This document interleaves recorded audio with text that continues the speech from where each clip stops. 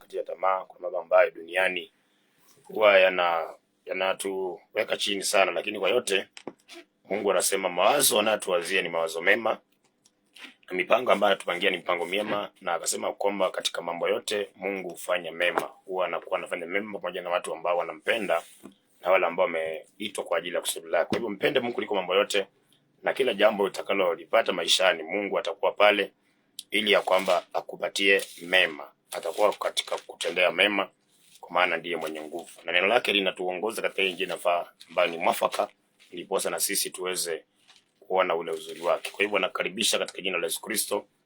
Ningependa tuweze kumshukuru Bwana kwa njia ya maombi kwa sababu ya pumzi ya uhai na nguvu za mwili ambazo ametukirimia kuwa nazo, tunapozidi kujikabidhi mikononi mwa Bwana ili ya kwamba aendelee kutulinda na aendelee kututetea, akiwa anatuepusha na yale mabaya na kutukirimia nafasi ya kuona ushindi na hata uzuri wake Bwana. Nasoma kitabu kile cha Zaburi 62 mstari wake ni wa kwanza na pili, alafu tutakuwa tunaomba katika jina la Yesu Kristo. Zaburi 62 mstari wake ni wa kwanza na mstari wa pili, alafu tutakuwa tunaomba katika jina la Yesu Kristo. Nafsi yangu yamngoja Mungu peke yake kwa utulivu, wokovu wangu utoka kwake. Yeye tu ndiye mwamba wangu na wokovu wangu, ngome yangu sitatikisika. Tuamini, tuombe. Baba, katika jina la Yesu Kristo, Mungu ishie milele, tunasema ni asante kwa mambo na fadhili zako. Asante Bwana kutupenda na kutulinda, kutukirimia kibali na nafasi ya kuishi mpaka siku ya leo. Asante kulinda studio hizi, asante kulinda Bwana watangazaji wote, asante kulinda Bwana hata Jehova wasikilizaji wa kituo hiki cha Ruben FM. Ninakushukuru Bwana kwa maana umekuwa mwema, umekuwa mtetezi, umekuwa mlinzi wetu Jehova. Tunasema ni asante, umetuvumilia mengi tumeyafanya sio kupendeza, lakini Baba hujatulipa, umekuwa mwingi wa rehema. Tunakushukuru, mawazo yako ni mema, tunasema ni asante. Asante Bwana kwa nafasi hii na wakati ambao tumekutana tena katika kituo hiki Bwana, ni kwa ajili ya kuendelea kushiriki neno lako ambalo ndilo taa yetu na mwanga wetu Jehova. Mungu mwenye nguvu na mwenye uwezo, tunajiweka mikononi mwako tukiendelea kuomba msamaha wa dhambi. Utusamehe mahali popote ambapo tumeenda kinyume na wewe, tutakase, tuzafishe Bwana. Tupate kibali machoni pako usiku wa leo Jehova Lidima, nikikuomba Jehova ukatufunike na damu yako ambayo ni ya dhamana, adui shetani asituone Jehova. Mahali hapa Yesu kafunike na damu yako, kalinde studio hizi, kalinde mitambo, ukalinde wahusika wote ambao wanasababisha neno hili ikafike kwa watu wako Bwana, kawalinde. Ukilinda pia wasikilizaji wote, maifadha, kuna watu wagonjwa Bwana ukawaponye, kwa maana wewe ni mwingi wa rehema. Wengine Baba adui amewakalia maishani Bwana Yesu, kamkemee shetani. Baba, mambo yote ambao wasikilizaji wanapitia unayajua. Wewe mkono wako ni hodari, ukaunyoshe mahali walipo Baba. Masana wakati uje ukaonekane na ukapane jibu kwa ajili ya kila mmoja wetu Bwana, na sifa na utukufu zitakurudia Jehova. Tamalaki na ukatende mema, maana unaweza Bwana. Tunapoenda kusikia neno lako Baba, tunaomba utupe nafasi ya kusikia neno lako katika utulivu na amani Bwana, ukinitumia kama chombo chako Jehova, kwa uwezo wa Roho Mtakatifu, nikanene yapasayo na yanayostahili kwa ajili ya ufalme wako Bwana. Wale wanaosikiliza Bwana wape uwezo wa kutulia na kusikiliza, na hata Bwana hekima na maarifa ikaingia ndani yao, wakafahamu ukweli na ukweli ukaweka huru, na sifa zote zitakurudia Jehova. Tunashukuru kwa maana umesikia na kutenda. Tumekataa mipango ya kishetani, waganga, wachawi, washirikina, nguvu za giza, tunakemea zikapate kushindwa katika jina la Yesu Kristo. Mpango wako pekee ukatimie Bwana, na sifa zitakurudia. Mungu wa Abrahamu, Isaka na Yakobo, kama vile uishivyo, mapenzi yako pekee yatimie sasa na hata milele, katika jina la Baba, la Mwana na Roho Mtakatifu, katika jina la Yesu Kristo tunaomba na hata kuamini. Amen. Amen. Hallelujah. Mungu amani akubariki sana msizi mpendwa, kulinda na kutetea na kupe kibali cha kuona ushindi katika jina la Yesu Kristo. Nakukumbusha tena, Mungu aliyekulinda mpaka leo masaa haya anakupenda sana, na mawazo anayokuwazia ni mawazo mema. Mipango ambayo ako nayo juu ya maisha yako ni mipango mema sana. Kwa hivyo mpendwa msikilizaji, usikubali kushiriki mabaya. Yale mabaya unajua ni mabaya, usiyatende. Hata kama umepitia nini, hata kama umepita njia gani, umekosewa kwa njia gani, usishiriki mabaya, kwa maana Mungu ambaye alikuumba pamoja na kuwazia mema ni Mungu ambaye huwa hapendi vijisababu, ama kwa lugha nyingine, is not a God who loves excuses. Ni Mungu ambaye hapendangi vijisababu. Anapenda mtu ambaye akijua huu ni uovu, anauacha, anashika yale ambayo ni mema, na hapo ndiyo Mungu naye anazidi kuwa msaada wake na anazidi kuwa mtetezi wake. Kwa hivyo simama imara, kaa katika njia za Bwana, na kama unasikiza kwa mara ya kwanza na hujaokoka, Yesu Kristo ndio njia kwenda uzima. amwaminie mwana ana uzima wa milele, asiyemwamini mwana ghadhabu ya Mungu inamkalia. Kama hujampokea Kristo Yesu, hujamkiri Bwana Yesu kuwa Bwana mwokozi wako, fanya ima umkiri Kristo kwa kinywa chako la Bwana mwokozi wako, uokoke. Maana maisha bila Yesu ni bure, maisha bila Yesu ni mateso, ni vilio, ni aibu, na mwisho wake ni jehanamu ya moto. Na ujue kwamba silaha moja ya kumshinda shetani ni wokovu. Ukisoma kitabu cha Efeso 6, Mungu anapotuambia tuvae silaha zake, moja wapo anasema ni kuvaa chepeo ya wokovu, ambazo ndizo silaha zinamshinda shetani. Kwa hiyo mtu ambaye hajaokoka hawezi kumshinda shetani. Shetani atamkalia, atampiga, atamnyanyasa, na Mungu atamsaidia. Lakini ukiokoka unakuwa umevaa silaha moja ya kumshinda shetani. Kwa hivyo shetani anakuwa amesonga mbali na wewe kwa kiwango kikubwa sana. Kwa hivyo wala mmoja kwa mwokoke, mpokee Yesu Kristo Bwana mwokozi wako. Kuna wengine wanamwamini Yesu lakini hawajamkiri, wanaogopa kumkiri. Ukimwamini Yesu na hujamkiri, ujua kwamba kuna nguvu katika kumkiri. Ukikataa kumkiri, basi utakuwa bado uko mikononi mwa adui shetani. Kwa hivyo kama unamwamini Yesu, kubali pia kumkiri awe Bwana na mwokozi wako, na hapo ndipo ushindi pia utauona. Na kama umeokoka, simama imara, usirudi nyuma. Usikubali vikwazo vya maisha haya, mambo hapa ya pale, watu wa kufanya urudi nyuma. Simama imara. Kuna mambo ya kuvunja moyo, ya kurudisha watu nyuma, lakini usirudi nyuma. Kama uliokoka, dumisha wokovu, shika sana ulicho nacho, onyesha kwa matendo kama umeokoka, na Mungu naye atakuongezea furaha ya wokovu. Na pia tuendelee kusimama imara, kujiandaa kwa ajili ya kurudi kwa Kristo, kwa maana matukio ya leo duniani yanadhihirisha kwamba Yesu Kristo anarudi hivi karibuni. Kwa hivyo ni vizuri kuangalia sana, usije kupatikana upande ule mbaya. Ndio maana nasisitiza sana, yale unajua ni mabaya usiyatende, kwa sababu tutahukumiwa kulingana na matendo yetu. Kwa hivyo yale ambayo unajua ni mabaya usikubali kuyatenda, yaepuke. Tenda yale ambayo yanampendeza Mungu, na bila shaka utaona ushindi. Na usio mtu wa kujilipizia kisasi, kuwa mtu ambaye anaomba Mungu na anamwachia Mungu yote, na Mungu naye atakuacha, atakuletea na atakupigania. Mwenye masikio nasikia hayo. Namba yangu ya simu ni 0117126484, 0117126484. Unaweza kuwasiliana nami baada ya kipindi, au kunijibu ujumbe mfupi ukaeleza kipindi kinasaidiaje, au ungependa kuja kanisani, au ungependa kuokoka. Unaweza kupiga namba hiyo simu na itakuwa ni baraka sana kwa jina la Yesu Kristo. Bado tunazidi kuangazia somo ambalo tumeandikwa nalo juma la 4 sasa, kwamba vitu 6 ambavyo Mungu anavichukia, na tunamalizia siku ya leo somo hilo. Najua kwamba Mungu atakusaidia na atakuletea, kwa maana sisi sote tungependa kuona msaada wa Mungu, na Mungu pia anataka kutusaidia. Hata Maandiko yanasema kwamba hapendi kumtesa mwanadamu, lakini vizuri sana kuelewa what God hates so that we can also hate, and na tujue yale ambayo Mungu anapenda, ili ya kwamba tuweze na sisi pia kuyapenda, na Mungu atakuwa upande wetu. Kwa hivyo naendelea kuangalia mambo ambayo Mungu anachukia, ili ya kwamba tuweze kuyaacha na kusimama upande ambao unafaa, ndio matamanio yetu yaweze kuonekana. Tuko pale kitabu cha Methali 6. Methali 6:16 inasema kuna vitu 6 anavyochukia Bwana. Naam, viko 7 vilivyochukizwa kwake: macho ya kiburi, ulimi wa uongo, na mikono imwagayo damu isiyo na hatia, moyo uwazao mawazo mabaya, miguu iliyo miepesi kukimbilia maovu. Hapo ndipo tulifika wakati ule mwingine, kwamba moyo ambao unawaza mawazo mabaya ni moyo ambao Mungu anachukia sana. Kwa hivyo haistahili uwe na mawazo mabaya, hata kwa njia yote. Hata ukosewe, ufanyiwe nini, unastahili kulinda mawazo yako, kwa maana mawazo yako yanategemewa sana na Mungu. Mtu anayewaza mabaya, hata Maandiko yanasema mtu atakuwa vile anavyowaza. What you think is what you are. Kwa hivyo ukiwaza mabaya, utakuwa unaona mabaya maishani mwako. Kuna mtu ambaye, mfano ambaye nilikuwa nafundisha watu mahali kidogo pale GM, wale ambao wanaweza kuwa wananifahamu, ni mhubiri ambaye alikuwa pale GM kwa flyover, na nikawa nafundisha kwamba mambo ya wasiwasi. Na katika kule kufundisha wasiwasi, nikuonyesha kwamba kuna mtu mmoja ambaye anaitwa Yeroboam, alichaguliwa kwa mfalme na Mungu akariplace Suleimani, na akapewa makabila 10 ya Israeli, na mtoto wa Suleimani ambaye alikuwa anaitwa Rehoboam akapewa mataifa mawili ama kabila 2 za Israeli. Na siku moja katika kule kuishi kwake, Yeroboam akaingiwa na mawazo mbaya, na akaona kwamba huenda watu wakienda Yerusalemu kuabudu Mungu watamrudia mfalme Yeroboam na atamuua.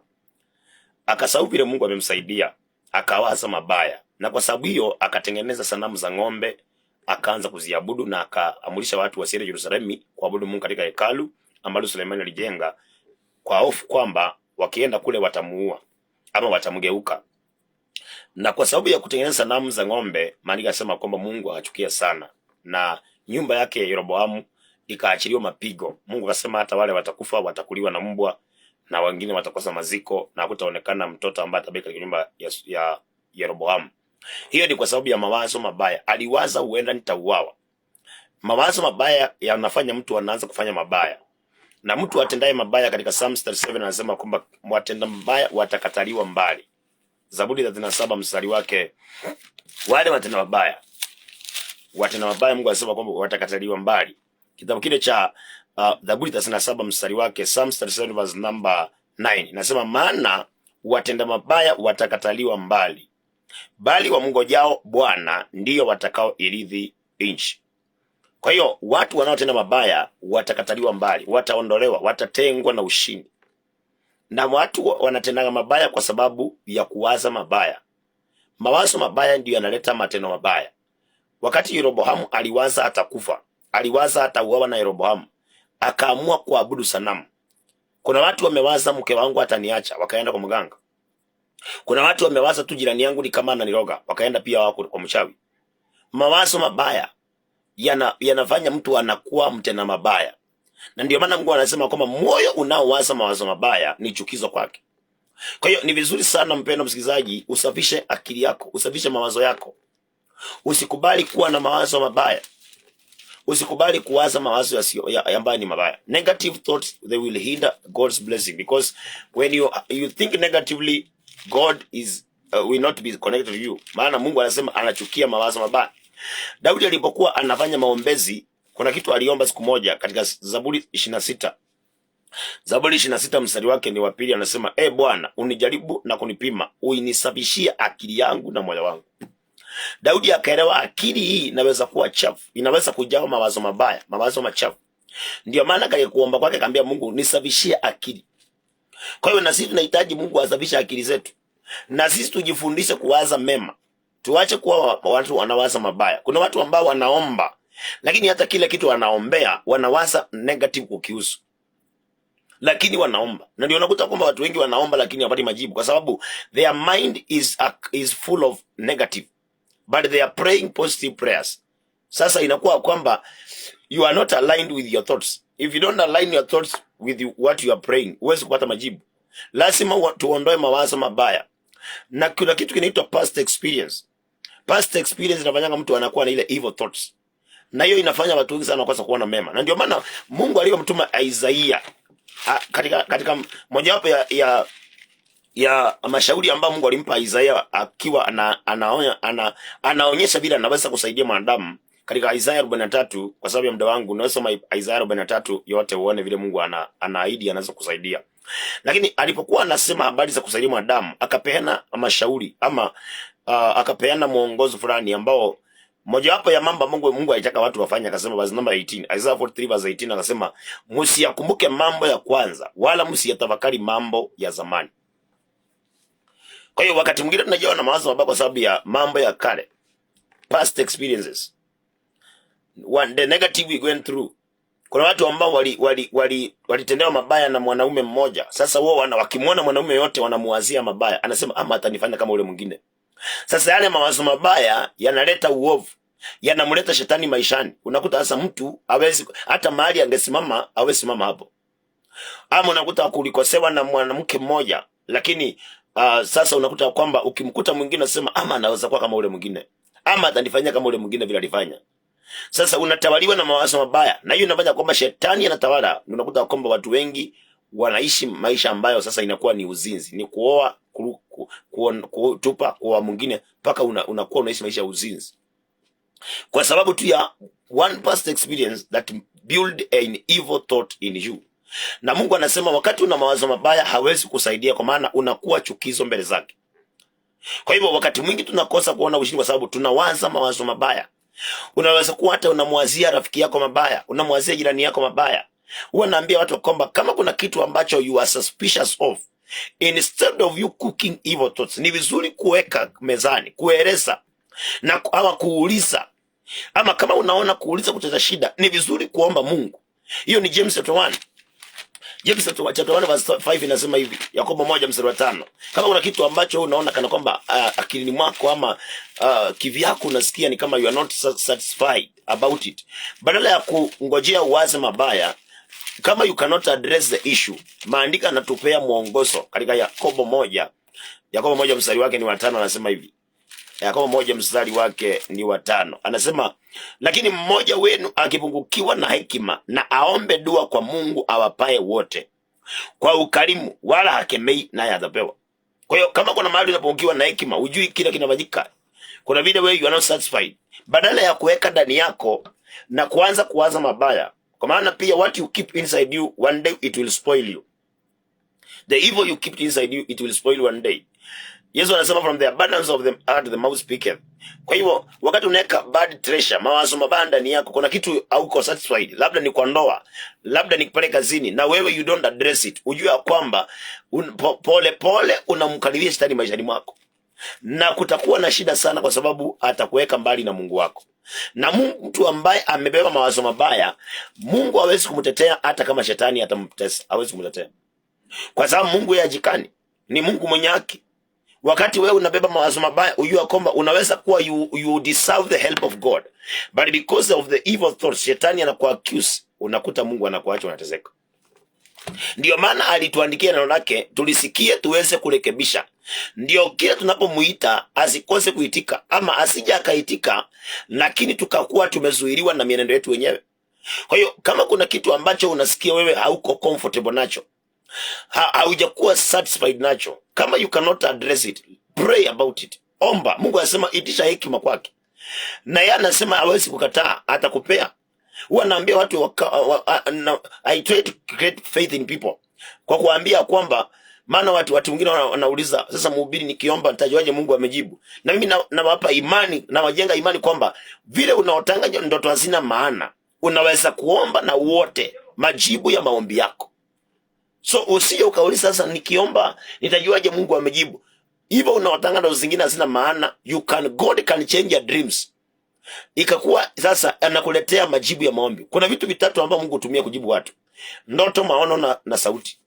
Kama hujafika mahali pa maono, he will give you a dream concerning what you have been praying for. Na kama umekomaa, utafikia mahali pa maono. He can open your eyes and you see visions about what you're praying for. Na mtu akikomaa sana, anaweza kusikia the voice of God, sauti ya Mungu ikimdirect kuhusu kila naombea. Kwa hivyo don't limit yourself na kuwa faithless na una doubt. Kuna watu hata wanaomba na wana doubt maombi yao, maana anasema hata nikiomba nitajuaje Mungu amenijibu? Anaweza kujibu kupitia ndoto, na hakuna mtu hawatangi, hata mtoto mdogo wote. Kwa hiyo ni vizuri watu wa Mungu hivi tusafishe akili zetu, tuondoe mawazo mabaya, aidha kwa kuweka mambo wazi, kwa kuuliza, ama kama kunaona kuuliza ni shida, unaomba Mungu, unaweka mbele za Mungu, ndio uondoe mawazo mabaya. Kama kuna kitu uelewi kwa mwenzako, ni vizuri kuomba, ndio uache kuwaza mabaya, kwa maana mtu anawaza mabaya ni chukizo mbele za Mungu, na mtu akiwa kichukizo mbele za Mungu hawezi kuona msaada wa Mungu. Kwa hivyo Mungu akusaidie sana msikilizaji, na tusaidie sote tuondoe mawazo mabaya ndani yetu, kwa maana asilimia kubwa tumetolewa mawazo mabaya. Hata wakati mwingine tunafanya kazi na tunaziwazia mabaya na tunazifanya hizo kazi. Unaenda kazini lakini unawaza mabaya kuhusu ile kazi. Unasema hata hii kazi itanisaidia nini? Hata hizi pesa hazisaidiangi. Na unaenda kazini. Sasa you are killing yourself slowly by slowly, and you are separating yourself from God to the point ya kwamba Mungu hatakusaidia. Kama angekusaidia hawezi kusaidia, maana anasema mawazo mabaya ni one of the 6 things that he hates. Kwa hivyo ni vizuri tuwe positive minded, tuwaze mema, tujaze akili zetu na mawazo mema, mawazo mazuri, mawazo yanayofaa. Na ni vizuri wakati mwingine kukumbuka makuu ya Mungu. When you remember the goodness of God, your mind cannot be corrupted and be filled with evil thoughts. Wakati mwingine tunaangalia sana negative things and negative issues and problems and needs in life to the point tunajaza mawazo negative, mawazo mabaya, na hivyo ndio unakuta kwamba tunakosa kuona ushindi. Hata mtu akikosea, ni vizuri kukumbuka kabla ya kukosea alifanya mazuri. Kwa hiyo don't stay on the mistake. Ni vizuri kuangalia mazuri aliyofanya. Hiyo ni you are overruling evil thoughts in you, na kumkaribisha Mungu karibu na wewe. Lakini kama mtu atakosea na uangalie sana ile kosa lake, utaanza kuwaza mabaya, na shetani anajua expand mambo ambayo hakuna. Anaweza kukufanya upambanue vitu havipo, so that uweze kupotea, ukose kuona ushindi, uwe machukizo mbele zake Bwana. Kwa hiyo mawazo mabaya ni kitu kimoja ambacho Mungu anachukia. Mtu wa Mungu, pigana na mawazo yako, uondoe mawazo mabaya. Hata wakati mwingine unaweza kuota ndoto kuhusu mtu, lakini hiyo ndoto haimaanishi vile umeota hivyo. Kumbuka mtu anaitwa Yusufu aliota, ama mfalme wa Egypt aliota ndoto ng'ombe 7 zimekonda, ng'ombe 7 zimenona. Angetumia literally, angeona kama ng'ombe zake ni kama zinakonda, angeita wachungaji wake aulize, ng'ombe zangu mbona mzilishi? Kwa nini mzilishi ng'ombe zangu? Lakini angalia, ng'ombe zilimaisha miaka. Kwa hivyo sometimes unaweza ota vitu ambavyo viko figurative, it is symbols of the real things ambazo they are hidden, mafumbo fulani. Usitawaliwe na mawazo mabaya kwa maana umeota ndoto mbaya, kwa maana utakuwa umempa nafasi shetani. Hata ukiota ndoto mbaya kumhusu mtu, ni vizuri kutawaliwa na mawazo mazuri, good thoughts, positive thoughts. Ndio unaweza kuomba Mungu for the revelation. Sometimes we dream, we lack revelation because when we dream we have negative mind, we are filled of evil thoughts after we dream. Ndio unakuta watu wengi wanaota na hakuna, hawajui maana, hawapei maana yake, kwa maana akiota kitu anakichukua vile kilivyo, anajazwa na mawazo mabaya. Na sasa unakuta you have catch the connection of God katika maisha yako, na ndio unakuta kwamba sasa shetani naye anaendelea kupea ndoto mbaya mbaya, mpaka unaweza kuta kwamba unamuita mtu mchawi na hata hujui kama ni mchawi, kwa sababu kuna ndoto uliota na akatumika kama angalia, ng'ombe ilitumika katika ndoto ya mfalme kuashiria miaka. Sasa kama mfalme angekosa kuita mtu anaitwa Yusufu, na Yusufu angekosa kuwa na akili ya kiungu, asingejua. Bwana usaidie sana mtu. Unajua unaweza kunasikiza umeota ndoto hata kuhusu mume wako. Unaweza kuota mume wako anakudunga kisu, na wewe unaichukua hivyo hivyo. Sasa ukimwangalia unaanza kuwaza vile anaweza kuua huyu mwanaume, kumbe anaweza niua, na kumbe hata ndoto haimaanishi hivyo. Kumbe kuna maana fulani hiyo ndoto, na unakuta watembea nayo hivyo mpaka shetani anakuharibu, unaacha ndoa yako, na unasikizia kwamba niliota akindunga kisu, lakini unakosa kutafuta kujua what was the meaning of that, ili maana yake ilikuwa nini.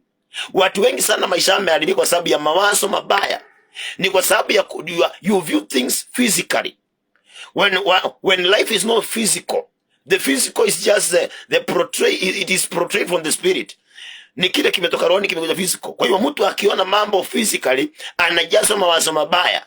Angalia mtu anaitwa Yeremia. Yeremia akakataliwa kuoa. Mungu akamwambia usioe kwa saa hii, na alikuwa anajipanga aoe. Mungu amwambia usioe.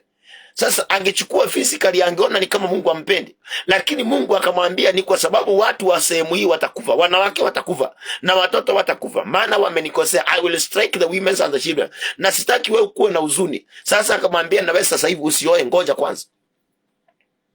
Kwa hiyo kuna vitu ambao tukitumia akili za kibinadamu tutaona ni vibaya, tutajazwa mawazo mabaya, na tutaondokea Mungu, na tutaanza kuteseka tukilia tukisema wao nimerogwa. Kumbe wewe hujarogwa. Kuna watu ambao hawajafungwa, mawazo machafu ndio yamewatawala. Evil thoughts ndio zimekaa ndani yao. When you clean your thoughts, you can see the manifestation of God in your life. Jaribu mtu wa Mungu, usafishe mawazo yako. Na maandiko yanasema mtu anafaa kuwa na imani. Imani ni kuwa na uhakika wa mambo mema yanakuja. Kwa hivyo mtu ako na imani hawezi kuwa na mawazo mabaya. Na ndio maana mtu anaitwa Ayubu alikuwa na imani kuna ushindi. Na ndio maana hata kama vitu vyote vilipotea na mke wake angeuka, Ayubu anamaliza akisema I see myself in the land of the living. Na akasema my redeemer liveth. Kwa hiyo ako na positive mind.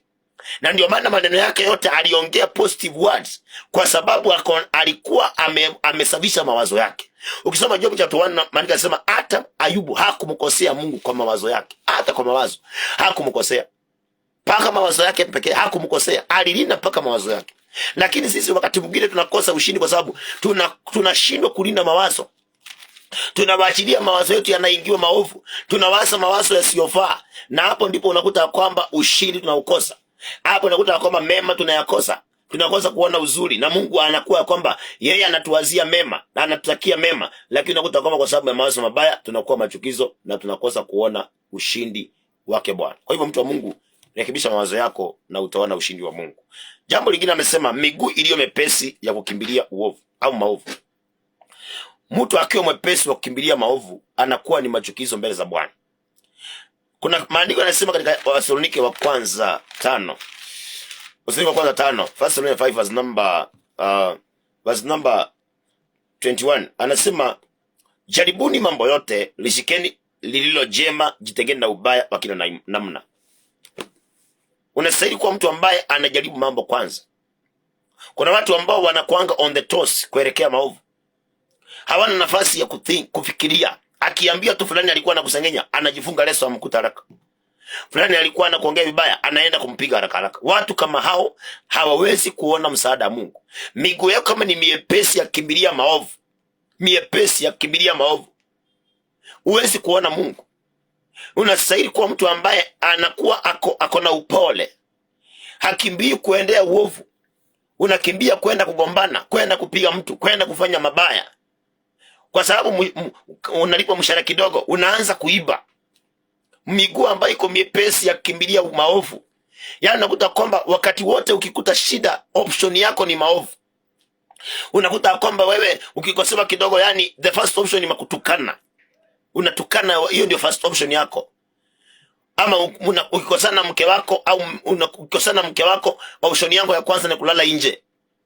Ukikosana mume wako, option yako ni kubeba bila na kwenda. Miguu ambayo iko miepesi ya kukimbilia maovu. When you are easy to make a wrong decision, God will never love you. Utakuwa amekuhesabu miongoni mwa machukizo. Na ndio maana kuna kitu, one of the fruit of the Holy Spirit anasema you must be patient. Unastahili kuwa mvumilivu. Uvumilie. Mtu mvumilivu ni mtu ambaye anashikilia kwanza mambo na anaanza kuyajaribu kwanza. Na hata mtu ambaye ni mwepesi wa kukimbilia maovu atakuwa ana mess up kila wakati.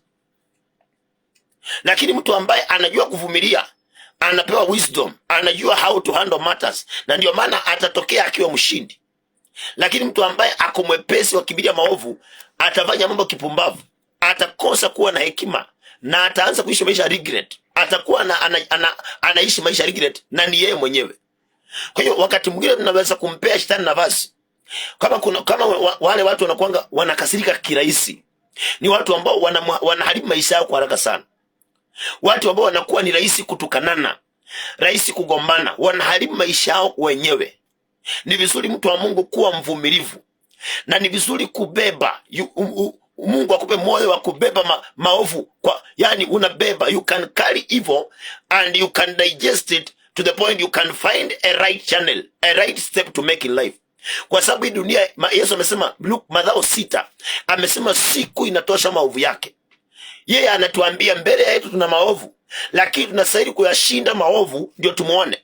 Kwa hiyo mtu ambaye ako mwepesi wa kuendelea maovu hawezi kumuona Mungu, atakuwa machukizo. Kama wewe unakuanga tu rahisi kuchukua wrong decision, wrong option, ukikosewa yani kitu kidogo tu umekasirika, umepigana, umetukanana, kuona Mungu ni vigumu sana, ni vigumu. Na unajua kwamba pia kukaa maisha marefu ni ngumu. Kwa sababu hii dunia mpendo ina mambo mazito. Ukiwa mtu wa kuchukua yani hot temper, yani wewe unageuka haraka haraka, na kuambia kukaa ni vigumu, maana utachoka. Utachoka. Wanadamu ni mzigo, unastahili kujua kwa kubeba. Dunia ina mambo mengi sana ya mazito, mtu wa Mungu.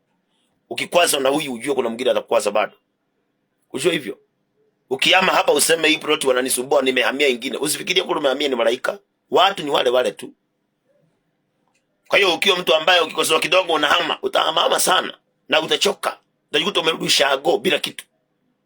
Miguu ambayo ni miepesi ya kukimbilia maovu.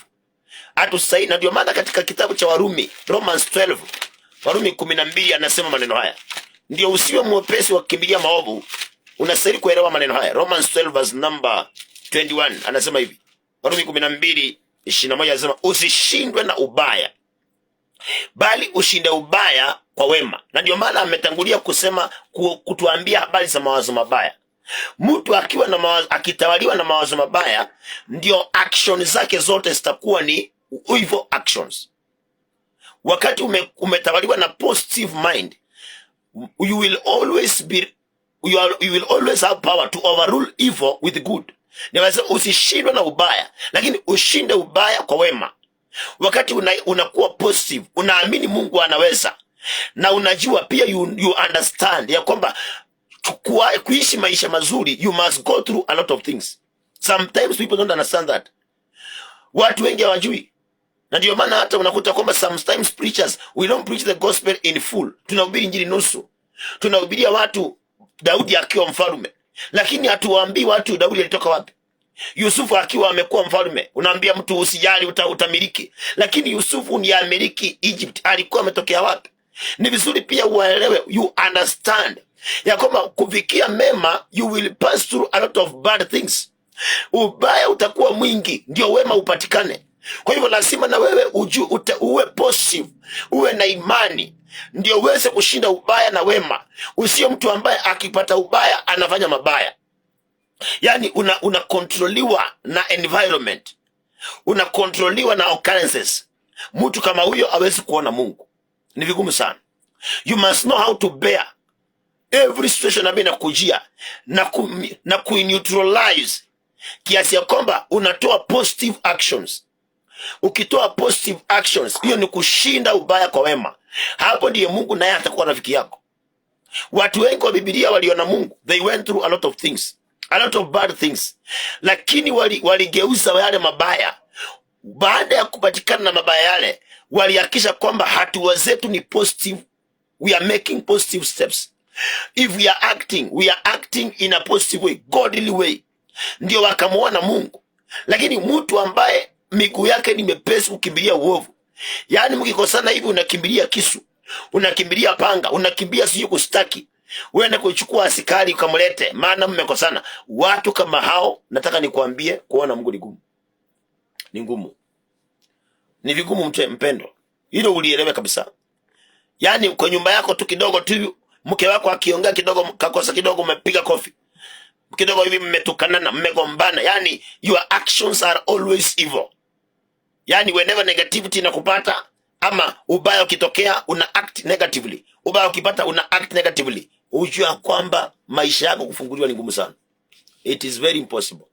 Lazima ujue hold. Uwe kama mchanga una hold maji. Hold kwanza uovu wote, na usimame imara, na uhakisha kwamba pamoja na haya yote nitatokea na matendo mema. Miguu yangu nikiinua hivi, katika Methali 4, Methali 4 akasema hivi, Methali 4 mstari ule wa 26, Methali 4:26 asema, ulisawazishe pito la mguu wako na njia zako zote zithibitike. Usigeuke kulia wala kushoto, ondoa mguu wako maovuni. Mungu anasema tunastahili kuondoa miguu yetu uovuni. Hatustahili kuweka miguu yetu katika uovu. Watu wanaweka miguu yao kwa uovu, wakisingizia kwamba si kupenda kwangu, ni vile alinisukuma sana, ni vile alinisumbua sana, ni vile alinikasirisha. Watu kama hao mpendwa, kuona Mungu ni vigumu. Unastahili kuwa mtu ambaye unaweza kuhold mabaya yote na kuyageuza mpaka utokee na positive result. Mtu ambaye mabaya akimpata, anatoka na matendo mema, anashinda yale mabaya. Miguu yake aielekezi kwa maovu, anaitoa miguu yako uovuni. Pamoja na ule ubaya umemzingira, pamoja na ile hatari, tatizo au kukosewa kuliko mzingira, anatoka na positive action. Huyo ndiye mtu ambaye Mungu atamsaidia. Lakini si mtu ambaye ako mwepesi, yani kidogo ti amefanya mabaya, kidogo ametukana, kidogo amepigana, kidogo. Watu kama hao ni vigumu sana waone Mungu. Wapenda, tugeuke. Mungu anataka sana kutusaidia sisi binadamu, lakini sisi ndio hatuko tayari kukaa vile anataka. Wacha niweke hili kwa njia nyingine. Mungu hajashindwa kukufanyia kile unataka kufanyie, lakini wewe ndio umeshindwa kukaa vile anataka. Si eti yeye ameshindwa.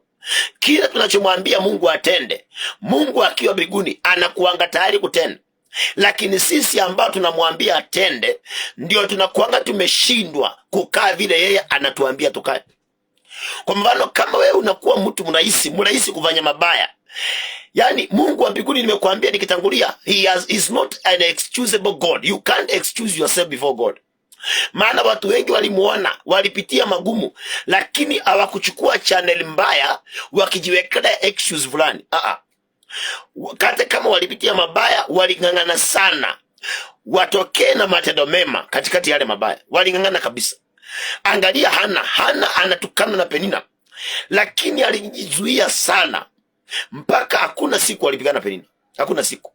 Na angalia alipoingia kanisani, mpaka Eli alimkemea, akamuita mbwa, akamuita mlevi, lakini Hana bado aling'ang'ana kabisa. Hata kama ameitwa mlevi, alijaribu sana majibu yake ya majibu mema, akaonekana she so humbled, akageuza sana ule ubaya, akatokea na matendo mema, na ndio maana Mungu alimuonekania.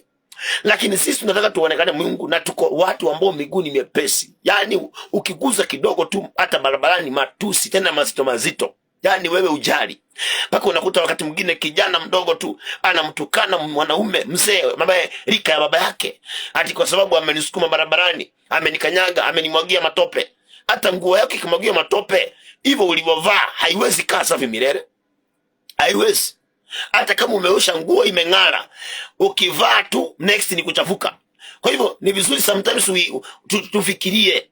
Ukitembea barabarani by mistake mtu akukanyaga kiatu yako na umepiga rangi, usisahau ya kwamba hata kama asingekanyaga kile kiatu kingechafuka bado.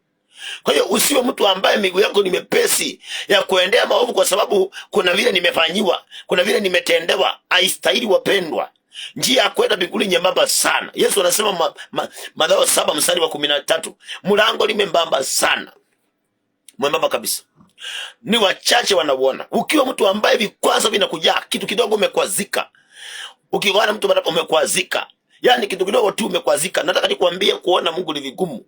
Lazima ung'ang'ane kabisa, ujikane, ujaribu sana kugeuza mabaya, uyashinde mabaya yote. Maana maisha haya mpendwa, hakuna mtu aliyeshinda. Ukiona ghorofa imesimama, ujue kulichimbwa msingi.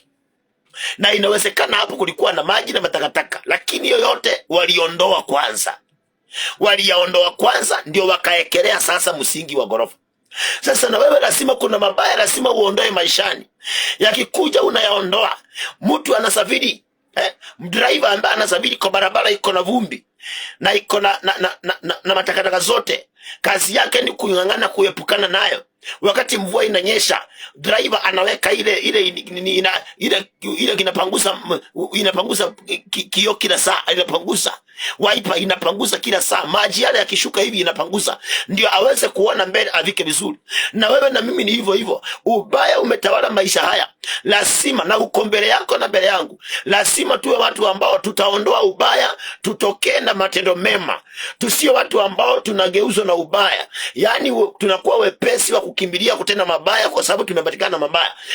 Hatustahili kuwa hivyo. Unastahili kuwa watu ambao tunaondoa, we wipe away, tunawipe kabisa ubaya wote, tunatokana matendo mema. We come out with positive actions ambazo Mungu akikuangalia atasema you are worthy of his help. Kwa maana Mungu asipoku approve, maandiko yanasema katika Yakobo 1:12, heri mtu yule astahimilie majaribu. Lazima ujifunze kustahimili. Usio mtu ambaye anachukuliwa haraka na maovu, anashiriki mabaya. Lazima ujifunze kustahimili. Unastahimili maovu yote, na Mungu anasema mtu akistahimili atakubalika, na akikubalika anapewa taji. Kwa hiyo mtu akistahimili, yamenikuta, nimeambiwa nimesegenya, lakini si kuenda kupigana, nimeacha. Maana sio mimi nilisikia nimesegenywa, ni mtu mwingine alisikia nimesegenywa, amekuja tu kunielezea. Kwa hiyo mimi siendi kuulizia. I cannot go and ask. Mtu kama huyo ndiye anabarikiwa. Lakini si mtu anakuja, mama fulani alikuwa anakusengenya, unatoka mbio unaenda unamwambia, nimesikia ulikuwa unanisengenya, kuja wasema vizuri, unanijua wewe. Mtu kama huyo kubarikiwa ni vigumu, kuona Mungu ni vigumu kabisa.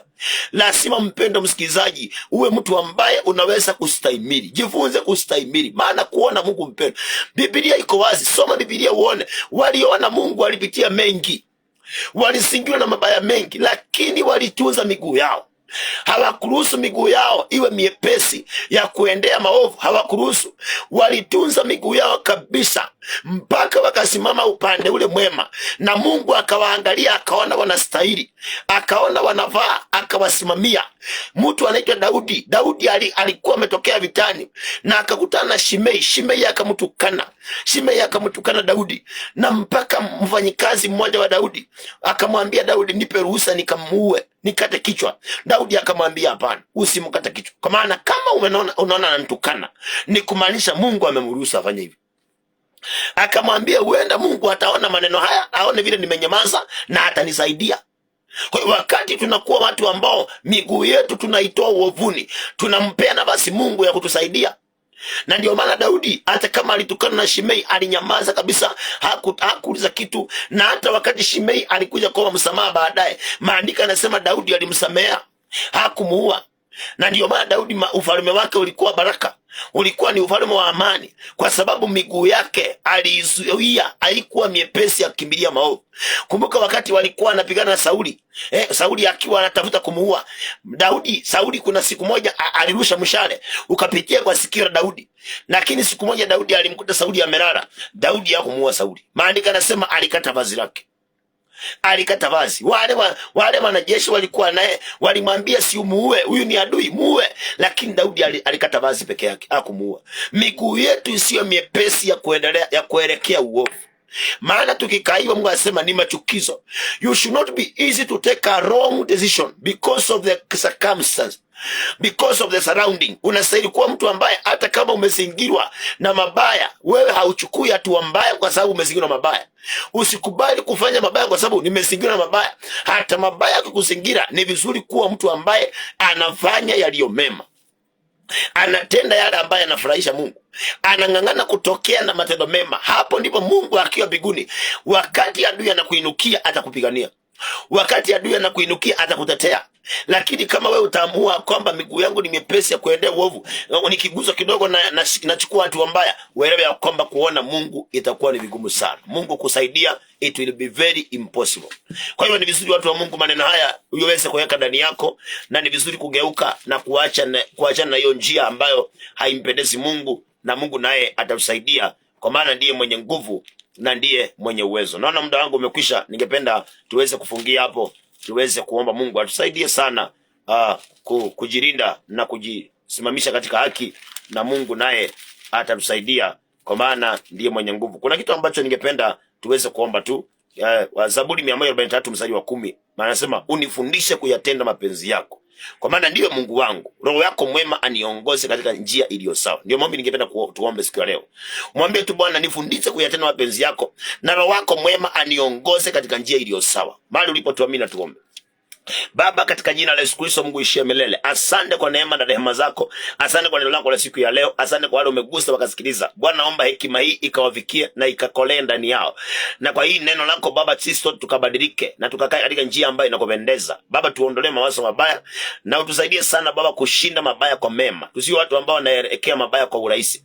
Nikikuomba kama Daudi, Jehova, utufundishe kuyatenda mapenzi yako. Angalia duniani kuna mambo mengi ya kukwaza, ya kuangusha, ya kukasirisha.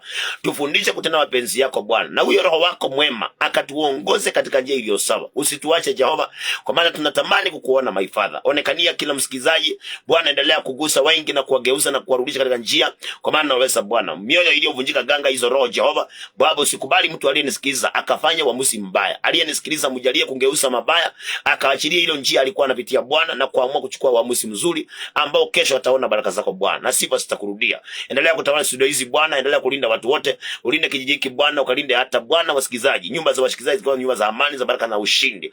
Tunakataa mikasa na mikosi, mambo yote mabaya, mambo ya kishetani tunakemea yakapate kushindwa katika jina la Yesu Kristo. Bwana, ukaendelea kutawala na kuonekana na kujirisha Jehova, na sifa zitakurudia Bwana. Tumeamini ya kwamba upo pamoja nasi na unaendelea kuwa pamoja nasi Bwana. Mungu wa Abrahamu, Isaka na Yakobo, kama vile uishivyo, mapenzi yako pekee yatimie sasa na hata milele. Katika jina la Baba, la Mwana na Roho Mtakatifu, katika jina la Yesu Kristo tunaomba na hata kuamini. Amen and amen. Mungu wa amani akubariki sana msikize mpendwa, kutendea mema, kusharia kibali. Majina yangu ni Pastor Isaac, kanisa ni Holy Way Ministries. Kwa hapa Mkuru kwa Ruben. Namba yangu ya simu ni 011712 6484 6484. Kwa mtandao wa kijamii ni Holy Way Kenya. Hadi juma lijalo, Mungu akutendee mema na akubariki sana. Shalom.